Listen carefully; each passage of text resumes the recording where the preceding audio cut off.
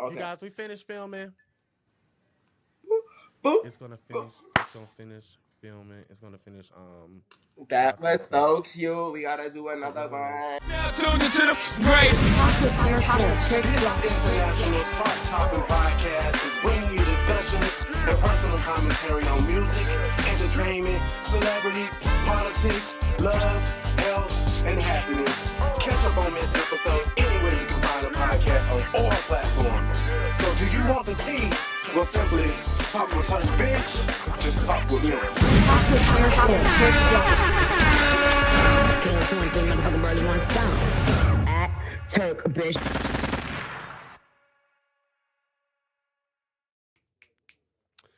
Welcome back, everybody, to an all-new episode of Talk with Turk, Season 6. And I told y'all we had so many more surprises this season. So I want to go ahead and not even waste any time and introduce one of my brothers, the Barb brothers. So today I have Khalil, better known as socials on That So Khalil. And if you really know him, an OG Barb, he's the original SleezeMaraj and celebrity stylist to the stars with clients like Nicki Minaj, Stunna Girl, and more. Now, stepping into the spotlight himself, Khalil joins the cast of NowThatsTV's Playboys Miami, bringing his eye for fashion, larger-than-life personality, and unapologetic energy to reality TV. Everybody, welcome Khalil. I love that intro. Bitch. Hey, thank you. What's good? What's good, Khalil? That was a really good intro. That made me feel really good. Thank you. I feel good. What's the vibes? You know, like I'm just chilling. I'm like, just kind of getting acclimated. You know, the show is on. Nicki's about to drop a new album, so like my Barb cleats is back on. I'm ready to get back in the Barb field. You know, album we gonna get into that.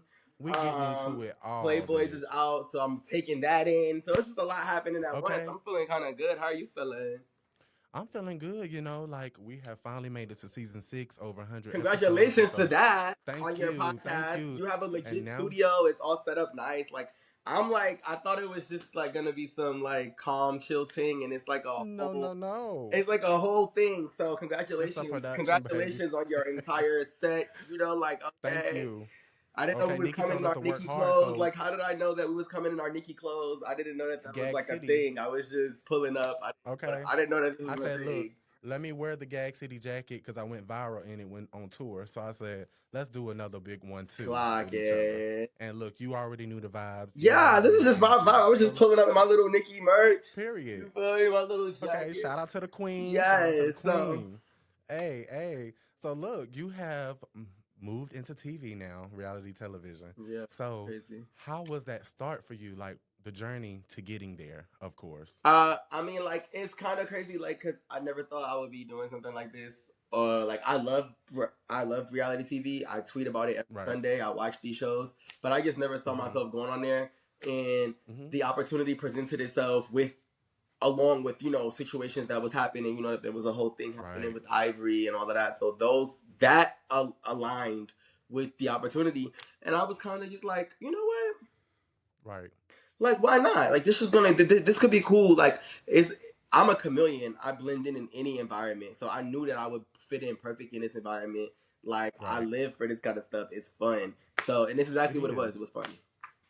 Well, I love to hear that. And I'm proud of you. Congratulations on all your success as well. Yeah. Because the one thing on my show, we give people their flowers, especially if they've been working hard. And bitch, you came from being a Barb to doing your own being in the streets, LA, bitch, being in the streets, bitch. I'm trying to get to where you are.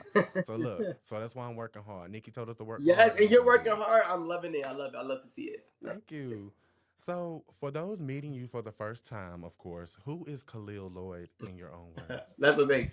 I even said it in my intro on Playboys that I just feel like if you ask 5 different people who I am, you will get 5 different answers. Because, like, I'm like a very I'm I'm multifaceted. So, like, I mean, for me, yes, I'm a stylist. I've worked with a lot more people than with even my Instagram shows. I've worked with, Nicki Minaj, Dreamdoll, Asian Doll, Every Doll, Cuban Doll, I worked with All the Kash dolls. Doll. Yes, all of the dolls. I worked with Moneybagg Yo. I worked with Resume. ASAP Rocky. Yes, the resume is stickety stacked. Is I've there. worked with obviously abundant of influencers and Love and Hip Hop Atlanta, Love Real Housewives of Atlanta, etc., etc. So I'm a stylist. I also am a personal shopper. I am a Barb. People may know me. You can be my personal shopper. You might know me for a lot of Barb controversies because I am very, very well vocal for riding for my queen on these social media platforms when people try to play around. So you might know me from that. You might know me from, going viral, just being in some giving my story or my opinion on something on TikTok or Instagram. I can just be known for so many different things. You might just know me from New York. You might just know me from the city. You might just know me for being, being that one in the city because I am outside in that city. You might know me from LA. I don't know where, so it's like, it's so hard to describe me. But I'm also now on NowThatsTV, Playboys Miami. And I'm just a cool person. To sum it up, if you don't know me and it's your first time and it's your first video watching. This is who he is, I'm you guys. A cool person. I'm from New York City. I'm young and energetic, and I have aspirations. That's all. And I'm trying to push them. You talked a little bit about, how you landed on Playboys. So that situation with Ivory and can you just clear that up for everybody? So, you already talked about on the show. On the show, but people are still going with their own narratives. And at this point, it's to the point now where I'm cool with people having their own narratives. I really don't even care anymore. Like, if you know, you know. Right. If you're gonna fuck with me enough to believe what I'm saying, if not, then it's cool. Have your own narratives. This is what I came on the show to do. I came on the show to clear it up. But if you're gonna run with your own narrative, then then let that be that, and we'll just everybody will stand on their own end of the spectrum. For the 1,000th time, I did not physically jump her. I did not assault her. I did not assist in jumping her. At the end of the day, I was there. I was recording. If you want to look at it and say, oh, how can you uplift black women and then record fights? I mean, at the end of the day, that's everything that we do is hypocritical, Right. At the end of the day, we're on messy reality TV. At the end of the day, we're involved in messy stuff all day. It doesn't, so at the end of the day, everyone's going to ride for their friends. And in hindsight's always 20/20. Maybe things would have been done differently if I can go back, but at the same time, I'm not gonna ever put myself down for going to be there with my friends. Like, I was going with my friends, and that's the truth right there, and that shows growth in you because you can even acknowledge, the fact that you would have done things differently. Maybe, and I'm not gonna 100% say that I would have done things differently. Like, at the end of the day, like we have to also remember who we're dealing with. Like, we're not acting like this is Mother Teresa or like we're dealing with some saint. At the end of the day, Ivory is not no little small fry. And at the end of the day, if more anybody with brains, yes, why wouldn't more than one female feel like they, like if females feel like they're not gonna let her fight their friend one-on-one, I'm not gonna 100%. Like, I don't. Like, at the end of the day, we're not about to play semantics either with me. Right.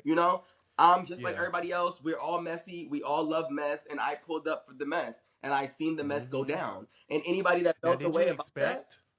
Did you expect how you came in the house, how that was going to go down? Did you? Yes, I expected it. I expected it. I just didn't expect it with those people because that had nothing to do with Ivory. Now, when it came to the Ivory situation, I automatically knew that was the whole purpose of me coming on there. Like, I'm coming on there to, like, what's up? Like, people was making it seem like it was so much gonna happen to me and all of this and all of that. So I felt like, okay, let me pull up and let's see what the vibes is. Like, let me see what's really gonna happen.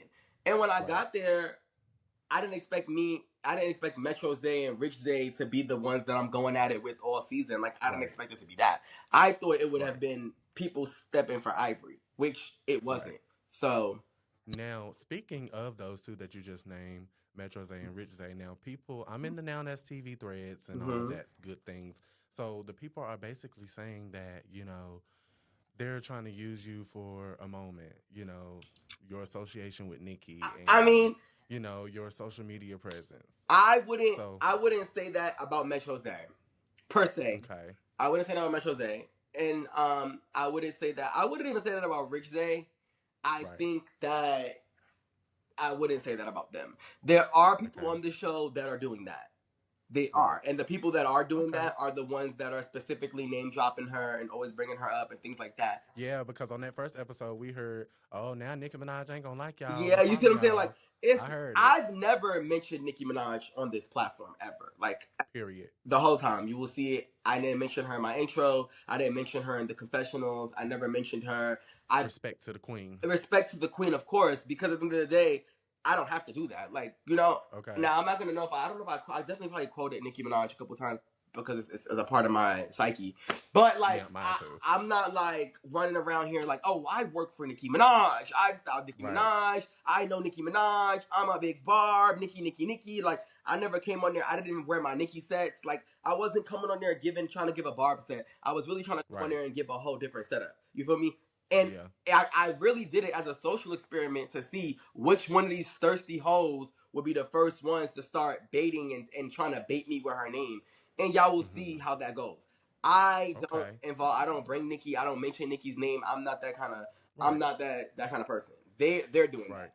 I don't think Chose and Rich Zay was on that type of timing though. I will say that. Like, I don't think that them two, like, it wasn't a clouty bandwagon thing with them two. Now, Rich Zay just gave on site with them two. With Metro Zay, it gave that. With Rich Zay, it gave just animosity. Like, he can't take me. For whatever reason, he can't take me. And the whole season, it just gives that. But I don't think it's nothing to do with nothing else. Outside the fact that he just cannot take me. Like, he can't take me. Simple. Okay. Yeah. Well, we know what life was like for you before reality TV and what made you say yes to the show. So, how has the experience so far compared to what you expected? And now, are you in a better space with all of the guys now that the season is wrapped? Honestly, we're only 2 episodes in. So, like, I feel like things are just starting to pick up. People are just starting to watch the show. You know that the first episode is me getting drops and all the whole big fight and a big debacle. So, I've been getting I've actually got a lot of good response from the show so far. I thought it would be a lot worse. I'm getting a lot of good response so far. People are supporting me, and I love and appreciate anybody that's just going into the show with an open mind and an open heart and giving me a shot, because I am I'm a cool person, and I'm real. I'm authentic. I feel like that's the best thing about being me. And anybody on the show, I feel like if they're authentic, those are people that I like. Even my ops. Like, I'm cool. My ops, even my ops, I'm able to give my ops 10s. And I'm able to laugh at my ops. I'm able to key at them as from a viewer perspective. I'm able to watch my ops and laugh at them if they are authentic and they're real. Some of them, yes. Some of them, no. You feel me? Now, my relationship with the guys that I rock with are the same guys that I'm going to forever rock with. And the guys that I don't, I probably will end up not. You feel me? So far, I have not changed my opinions on any of the guys. The ones that I like, I like. The ones that I don't like, I probably dislike even more. After watching it, though. My favorites on the show is so hard to pick, but my whole entire house, you know. But it's like, I love Zeta and Solo and Maul and D Scott and Katari and Sheik and Tay and Ty. For like the quickest, or who would you call and have regular conversations with about what's going on? Well, I mean, I talk to Zeta a lot. Zeta is my roommate, though. Like, we were roommates, so it's like me and Zeta. We talk every day, but me and Solo in real life, like me and Solo talk every day. We hang out in real life. We live in the same city. So it's like, I don't know. I would say Solo. I would say Zeta. Solo and Zeta. I talk to Maul. I talk to Qatar. We're in big group chats too, though. Like me, like House A. Like, so I talk to my boys. Yeah, I talk to my boys a lot. Like House A, I talk to them. We talk every day. But obviously, like within them, like I speak to Zeta. Like often. And Solo, I speak to sister. But all of them, I love them. And Tay too, though. Me and Tay, but Tay lives in Houston, so I think I see Tay a lot too. So yeah, all of them. Okay. Mm-hmm.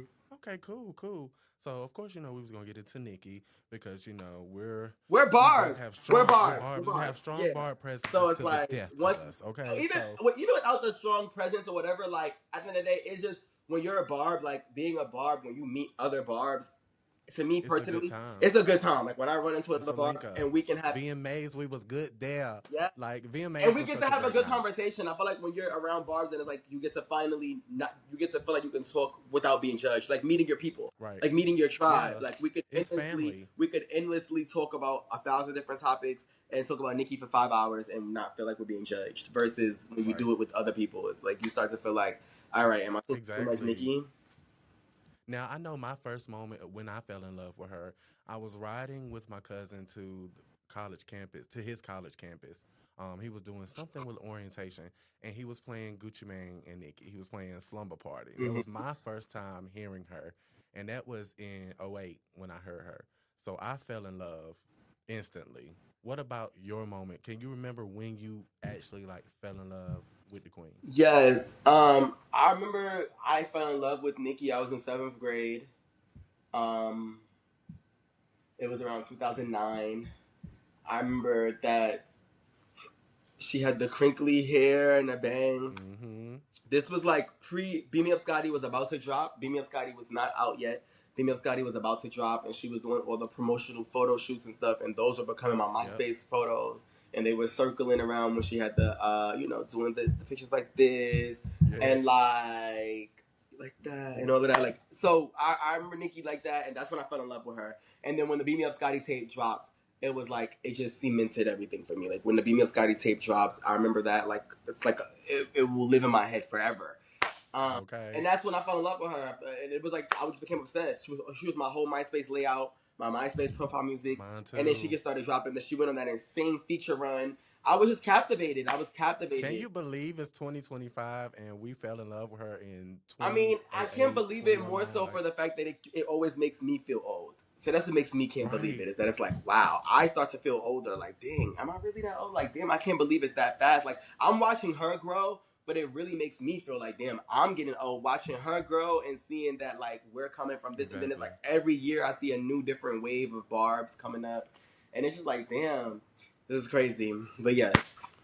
How was your personal relationship with her? Like, I mean, it's great. I mean, it's going to always be that, like, because, you know, no one can ever tell me about her. Like, you know, like, I have utmost respect for her forever. I will forever. But, you know, like, I'm what's understood doesn't have to even be explained. Like, we know my loyalty is endless, and I don't have to even say it because we know. Right. We know, and we're going to always know, and it's going to continue to be that. And nobody got to say nothing, and we don't got to acknowledge it, and we don't got to get no trophies or no pats on the back because it's real. You feel me? And my love will forever be real, and my dedication will forever be real. So we don't have to even talk about that. And it's like, you know, like, we're good and we're forever. We're good. Yeah, we're good. Forever good. That's my mother. That's mother. Mine that's too. Mother. That's You feel me? Like, that's mother. So it's like, regardless of there's no way else to explain it. There's nothing else to explain.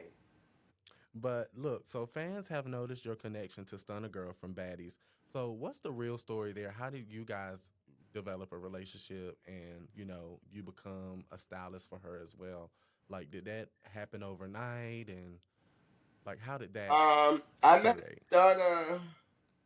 I met Stunna just through Instagram. A lot of my clients I meet through Insta. Like, a lot of them, they hit me up through Insta. I met Stunna literally through Insta. I seen that they was filming Baddies, and I honestly felt like they was trying to single her out. I knew she was beefing with Tommy Lee. I knew Tommy Lee was a fashion girl. I had a couple of resources where I had some things on me where I was like, you know what?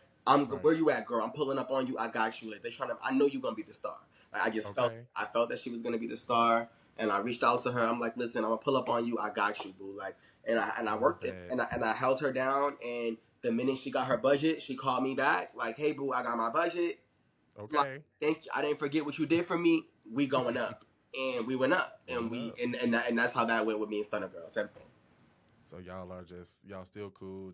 We're still cool. We're still cool. Right now, you know, I was doing the show. I also go to school too, and I had something, you know. Congratulations. I go to school. I've been in school for like a year. I just, you know, I do a lot of things. I like to live a chill life. I don't do too much posting my business. But yeah, I've been in school, and then during summer break, I filmed Playboys, and now I'm back in school, and yeah, this show is out. I'm proud of you. Thank you. Speaking of that, so how do you balance like real life relationships with the viewers from what they see on TV? Again, with what viewers see on TV. Right. I mean, with my 2 episodes in, again, I don't know how much I can speak on. Like, I don't know, because I haven't experienced everything yet. But within my 2 episodes, I feel like everything that I'm portrayed as is who I am. Again, I'm authentic. It's real. When I'm speaking in my confessionals, that's my regular voice. I'm not putting on a fake, I'm not putting on a punk scent. I'm not trying to sound... And I can attest to that. I'm not trying to sound like no southern punk. You know, like I'm not doing no extra animation and trying to like use accents and pose and use different people's lingo. I'm myself. So everything that you see, whether you like it or not, that's who I am. So I don't have nothing. The viewers are seeing exactly who I am. My exact responses, my exact reactions, my exact emotions. Like that's exactly how I am. Like so, I hope that is resonating with some people. I'm a Sagittarius though, and I know that Sagittarius people usually you know. I feel like the real are gonna always fuck with us, and that's just that. Right. We're Sagittarius, and we do. Mm-hmm. I love a Sag. Shout out. To what is your sign? Once again, I'm a Taurus. I like Taurus though. I like Taurus. May 18th is my birthday. I'm a Taurus, but I'm one of those okay. So I'm a Taurus that I'm very headstrong and like it's my way or the highway sometimes. But I'm also like close to Gemini, where I'm like I have a heart still inside. So it's like a mix in between the two. So that's how I explain myself to people all the time, because I know I'm not a full Taurus in my head from based off everything that they say Tauruses are. But do you believe for yourself that you're everything a Sag is?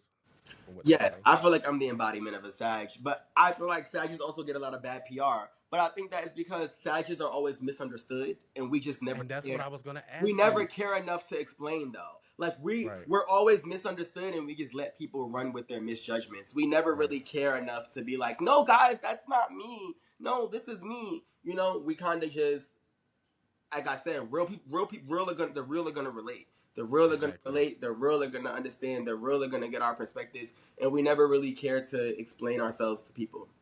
Okay, cool. So, now that you are on Playboys, and you know this is an extension to your brand, do you have a good relationship with NowThatsTV where you might see yourself curate your own show, maybe? I mean, I have a great relationship with NowThatsTV. I have no complaints about. Like I said, I loved my experience on the show. I felt like production was amazing and everything like that. I would curate. I mean, when you say your own show, what does that mean? Like, I personally think nobody's life is that cool enough for them to have their own show, like them by themselves. I think we all need co-stars. You know, we all need an ensemble cast. I think I work better with an ensemble cast. I would definitely do more shows with NowThatsTV though. Like whenever they called, I would answer. They pay good. The experience was great. I felt very comfortable, and they fed us, and they treated us right. I have all my designer clothes that I went to film with. They made sure everything was safe. I have no complaints with NowThatsTV, child. So yeah. Now hear me out. I could see a show where you take some of those women on there, on NowThatsTV, on the network, and you be their stylist. You know, like curate a show around that, about like a makeover type of thing. Yeah, like, because those girls are like, we're fab, we're glam, we're this, we're that. Because most of those girls want to be housewives, honestly. They want that housewives essence, and they want that type of housewives star quality, in my opinion. Now, everybody might agree different. So what's one thing people don't know about you that you like them to? I don't know. One thing people don't like, I like people to know is that I'm really just like, a calm person. Like, I'm really calm. Right. People think that I'm like this hyper, super loud person, but I'm really calm and chill, and like I like, you know, just listen to music and be to myself. Okay. So look, I have one thing to say. 3, 27, 26. Are you ready? I'm super ready.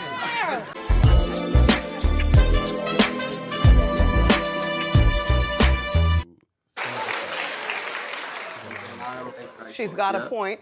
She's an icon. She's a legend. And she is the moment. Now, come on now. My daughter is away.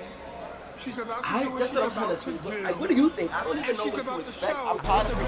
She's so unpredictable. I don't know what the sound's going to be. Keep talking, matter of fact, because that's what's making her high. Like, you just never know what I ain't got time for all that shit. Because a lot of people from what I seen last night after she made the announcement, they're thinking that Pink Friday 2 was just a lot of scrap songs put together to make an album. And most of the fans are thinking that. But if you know Nicki's not just going to put stuff out. So I already said that's out the question. So I think that she actually did put effort into Pink Friday 2, but she said, I'm going to save everything that I have in the chamber for these girls I think she finna go crazy. I also do love Pink Friday too, though. I think that, you know, I don't like to downplay like it's like a cash, you know, like that album is dope. I love Pink Friday too. I was there for a lot of the creation of that album, and that album will always be personal and held into a deep place for me. But I really am excited for this next era, and I'm excited just to hear what she's been working on and what she sounds like. You know, I love new Nicki music, and we haven't got some in so many years since the album. So I'm just seated and ready, and I'm ready for the rollout, and I'm ready for the photos, and for her to be outside and a tour, and what the cover photo finna look like, and the promotion for it. Like, I'm just ready for all that. Literally, I'm ready for all that. It's that excitement we get every time a new era is announced. Like, it's just that nostalgia. I remember, like, when Pink Friday dropped, like, just remembering her putting the pre-order link online. We went crazy. I'm ready for the pre-order link. I'm ready for the pre-order link. That's when I feel like we established our fandom, is when she dropped that first pre-order link for the first album. So I feel like I want us to recreate that same energy for this album. And I think we're going to be set on next year. You know we finna go up. You know we finna go up. Like, this is finna be, you already know this is finna be a big thing. Period.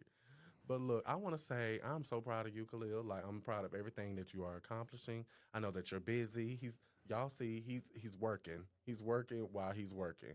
So shout out to Khalil for doing that. But I'm proud of you, bro. Like, thank you. And I'm so happy for you just even considering me for an interview. I think that I definitely want to do another interview, like when it's the middle of the season, so I can talk about everything that's happening and really do like a deep dive on the show, because I really want to get into everything that's going on.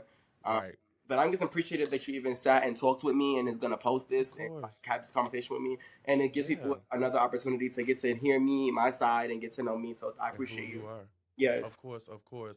Now, before I go, I always ask all of my guests, I do this with everybody. You know, I talk to Tabitha Brown. I talk to a whole bunch of other people. But for yourself, like, how is your mental health in this moment? I love that mental health check. My mental health is great right now. I'm feeling the best I've felt in a while. I have a lot of great things happening for me, and I just feel good. I'm in a good space. So, yes, and I appreciate you asking that. I appreciate it. Of course.